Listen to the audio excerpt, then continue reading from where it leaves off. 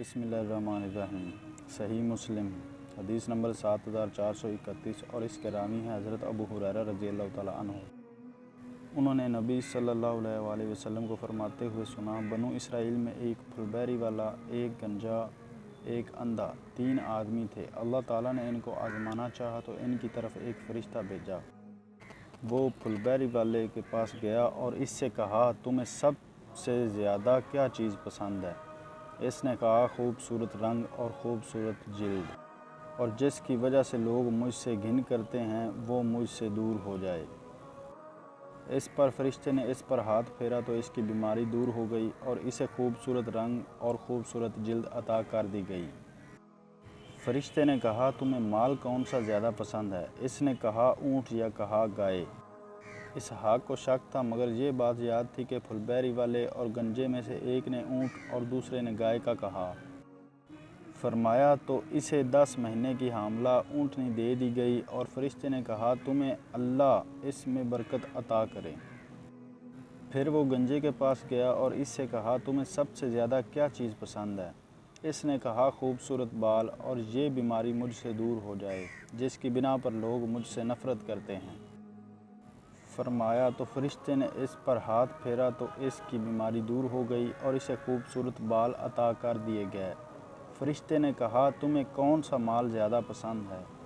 اس نے کہا، گائے۔ اسے ایک حاملہ گائے دے دی گئی۔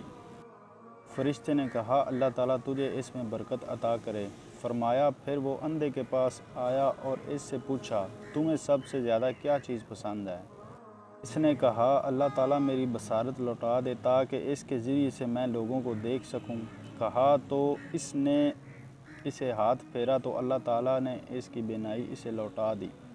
اس نے پوچھا، تمہیں کون سا مال سب سے زیادہ پسند ہے؟ اس نے کہا، بکریاں، تو اسے ایک گابن بکری دے دی گئی۔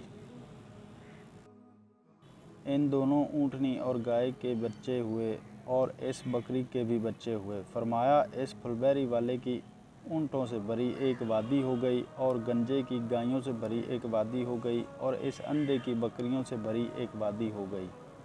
آپ صلی اللہ علیہ وآلہ وسلم نے فرمایا، پھر وہ فرشتہ پھلبیری والے کے پاس اسی کی پہلی شکل اور حالت میں گیا، کہنے لگا، مسکین آدمی ہوں، سفر میں میرا تمام اسباب ختم ہو گیا۔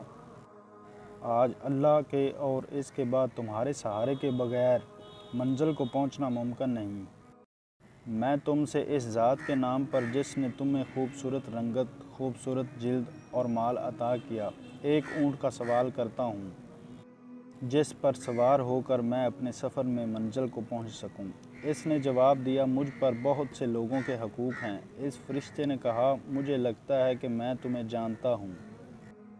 تو وہی پھلبیری والا نہیں کہ لوگ تجھ سے گھن کرتے تھے، اور وہی فقیر نہیں جسے اللہ نے بہت کچھ عطا کر دیا۔ اس نے جواب دیا، مجھے تو یہ مال اپنے بڑوں سے ورثے میں ملا ہے۔ اس فرشتے نے کہا، اگر تو جھوٹا ہے تو اللہ تمہیں اس طرح کر دے جس طرح پہلے تھا۔ آپ صلی اللہ علیہ وآلہ وسلم نے فرمایا، اور وہ گنجے کے پاس بھی اسی کی پہلی صورت میں آیا، اس سے بھی اسی طرح کہا جو اس نے پھلبیری والے سے کہا تھا۔ اس نے بھی اس فرشتے کو وہی جواب دیا جو اس پھلبیری والے نے دیا تھا۔ اس نے کہا، تو اگر جھوٹا ہے تو اللہ تجھے پہلے جیسا کر دے۔ فرمایا اور وہ اندھے کے پاس اسی کی سابقہ شکل اور حالت میں آیا اور کہا، مسکین آدمی ہوں، مسافر ہوں، میرے سفر میں میرا سب مال و اسباب ختم ہو گیا۔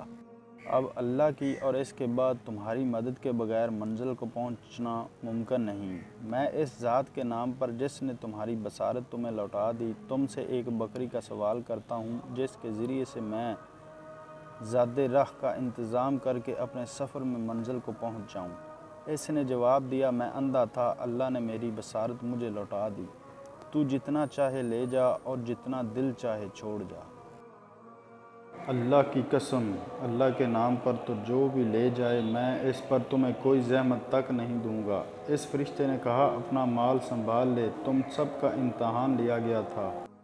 تمہیں اللہ کی رضا سے نوازا گیا اور تمہارے 2 ساتھیوں پر غضب نازل کیا گیا۔